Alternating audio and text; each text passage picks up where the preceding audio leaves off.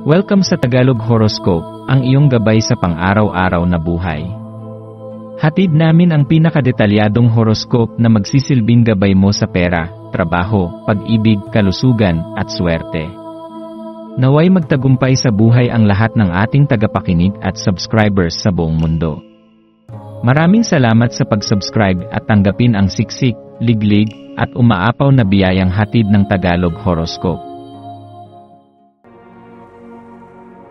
Ito ang iyong pang-araw-araw na horoscope para sa Virgo para sa Abril 16, 2025. Ngayong Abril 16, hinihikayat ka ng enerhiya ng araw na ito na yakapin ang iyong likas na kagandahan at sensual na karisma. Isang uri ng alindog ang bumabalot sa iyo ngayon, isang tahimik ngunit makapangyarihang puwersa na natural na nagpapalapit sa iyo sa mga tao, kahit hindi mo ito intensyonin. Ang presensya mo ay parang liwanag na nag-aanyaya ng koneksyon, ng mga pag-uusap na puno ng kahulugan, at ng mga damdaming hindi inaasahan ngunit malalim. Habang tinatahak mo ang landas ng araw na ito, mapapansin mong may mga taong mas malapit sa iyo, mas interesado sa iyong pananaw, at mas bukas na marinig ang iyong saloobin. Ito ay hindi aksidente, ito ay dahil sa pagyakap mo sa iyong tunay na anyo. Sa likod ng panlabas na alindog mo ngayon, may gumagalaw ring mas malalim na hangarin. Isa itong pagtawag mula sa loob, isang restless na damdamin na tila may gusto kang tuklasin, isang lugar, isang karanasan, o marahil, isang bahagi ng sarili mong matagal nang nakatago. Ang pagnanasang ito na maglakbay o mag-eksperimento ay hindi basta kapritso, kundi bahagi ng iyong personal na paglalago. Ito ang sandaling nagtutulak sa iyo para palawakin ang iyong mga pananaw at iwan ang mga nakagawian mong limitasyon. Maaring hindi ito literal na paglalakbay kundi paglalakbay sa damdamin, sa isipan, o sa espiritu. Ano man ito, yakapin mo. Sapagkat sa pagyakap ng bagong pananaw, mas lumalalim ang iyong koneksyon sa iyong tunay na sarili. Habang tahimik na lumilipas ang oras, darating ang sandaling ikaw ay hikayatin ng gabi na magnilay at tumahimik. Ang espiritu ng katahimikan ay hindi laging madali para sa Virgo na kadalasang aktibo ang pag-isip. Ngunit ngayon ay mahalagang hayaan mong pakinggan ang mahihinang tinig ng iyong kalooban. Sa mga munting katahimikan, sa pagitan ng paghinga, maaaring lumitaw ang matagal mo nang hinahanap na kasagutan. Maaring isang alaala, isang pananabik, o isang ideya ang biglang umusbong, yakapin mo ito. Sapagkat doon sa kalmadong bahagi ng iyong araw, matatagpuan ang tunay mong karunungan. Sa gitna ng iyong mga gawain, habang sinisikap mong maging produktibo at organisado, lumingon ka rin sa iyong emosyonal na kalagayan. Baka may mga sandaling napapansin mong ang pagmamataas o pagiging makasarili ay dahan-dahang lumilitaw sa iyong mga kilos o desisyon. Hindi ito masama, ngunit kailangan mo itong kilalanin. Ang pagkilala sa sarili mong kahinaan ay hindi pagpapakita ng kahinaan, kundi ng tapang. Sa pag-amin ng sarili mong egotism, natututo kang maging mas maunawain sa iba, sa kanilang mga takot, pagkukulang, at mga hindi nila masambit.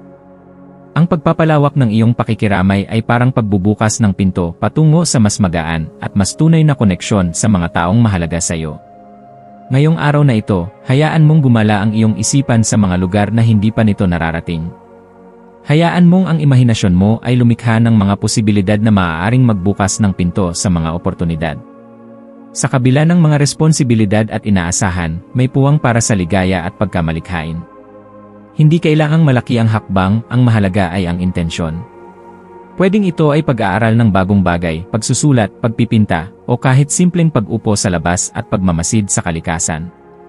Sa ganitong mga aktibidad, mas nararamdaman mong buhay ka, hindi lang bilang isang gumaganap ng tungkulin, kundi bilang isang nilalang na may kaluluwa, pangarap at layunin. Maswerteng kulay para sa iyo ngayon ay lavender, isang kulay na sumisimbolo ng tahimik na lakas at malalim na intuisyon. Ito'y kulay ng pagpapagaling at katahimikan. Kung maisusuot mo ito o maisasama man lang sa iyong kapaligiran, makatutulong itong palalimin ang iyong koneksyon sa sarili mong damdamin at panloob na kapayapaan. Ang maswerteng numero mo ay 22 at 35, mga numerong sumisimbolo ng balanse, istruktura, at matibay na pundasyon ng mga pangarap. Ang maswerteng gawain mo ngayon ay ang pagsusulat ng journal o liham para sa sarili mong kinabukasan. Sa pagsulat mo, maaari mong mailahad ang mga takot mo, mga hangarin, at mga pangarap na hindi mo pa masyadong nasasabi. Ang ganitong aktibidad ay isang uri ng paghilom at muling pagbuo ng pananampalataya sa sarili. Ang payo para sa iyo ngayon ay maging mapagkumbaba sa kabila ng iyong katalinuhan at kakayahan. Sa dami ng iyong alam at ng taas ng iyong pamantayan, maaaring hindi mo namamalayang nasasaktan mo ang iba sa iyong mga salita o pananaw.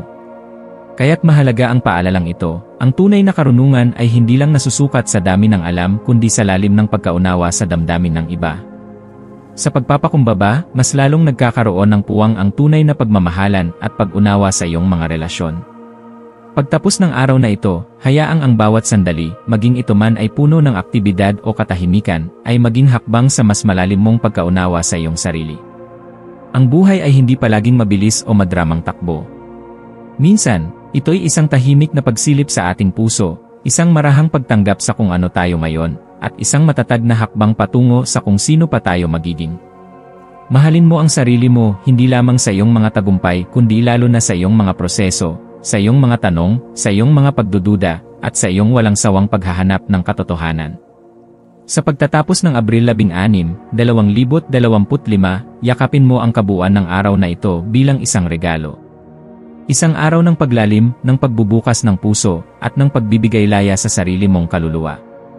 Magpahinga ka ng may ngiti, dala ang damdaming nagawa mo ang lahat ng iyong makakaya, at bukas ay panibagong pagkakataon muli para umunlad, magmahal, at maging mas ikaw pa.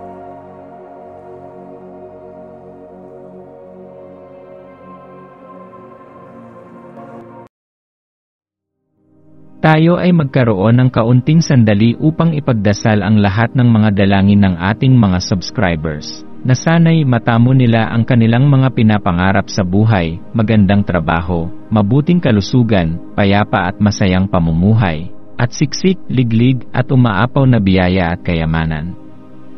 Ipinagdarasal namin ng mataimtim ang lahat ng mga komento sa nakaraang video, at hinihiling namin, Panginoon, na pagpalain mo ang ating mga subscribers ng masayang buhay sa mundong ibabaw.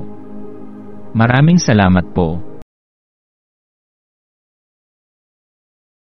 Maaari kayong mag-subscribe sa aming channel na Daily Prayer, kung saan nag-a-upload kami ng pang-araw-araw na Catholic Gospel Readings, Reflections, at Daily Rosary Reading para sa lahat ng misteryo ng araw.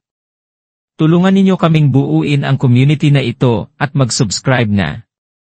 Ang link ay nasa description box.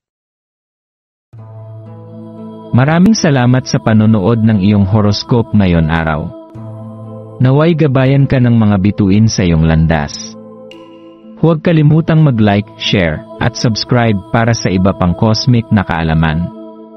Hanggang sa muli, manatiling konektado sa universo